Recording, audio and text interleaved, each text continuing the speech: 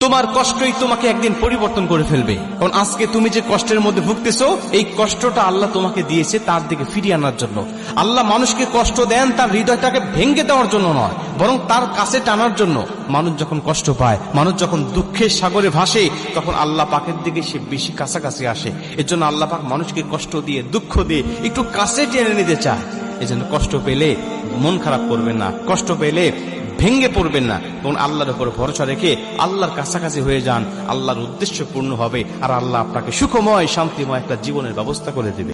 তোমার কষ্টই তোমাকে একদিন পরিবর্তন করে ফেলবে। কারণ আজকে তুমি যে কষ্টের মধ্যে ভুগতেছো, এই কষ্টটা আল্লাহ তোমাকে দিয়েছে তার দিকে ফিরিয়ে আনার জন্য। আল্লাহ মানুষকে কষ্ট দেন তার হৃদয়টাকে ভেঙে দেওয়ার জন্য নয়, বরং তার কাছে টানার জন্য। মানুষ যখন কষ্ট পায়, মানুষ যখন দুঃখের সাগরে ভাসে, তখন আল্লাহ পাকের দিকে সে বেশি কাছাকাছি আসে। এর জন্য আল্লাহ পাক মানুষকে কষ্ট দিয়ে, দুঃখ দিয়ে একটু কাছে টেনে নিতে চায়। এজন্য কষ্ট পেলে মন খারাপ করবেন না, কষ্ট পেলে ভেঙ্গে পড়বেন না, এবং আল্লাহর উপর ভরসা রেখে আল্লাহর কাছাকাছি হয়ে যান। আল্লাহর উদ্দেশ্য পূর্ণ হবে, আর আল্লাহ আপনাকে সুখময় শান্তিময় একটা জীবনের ব্যবস্থা করে দেবে।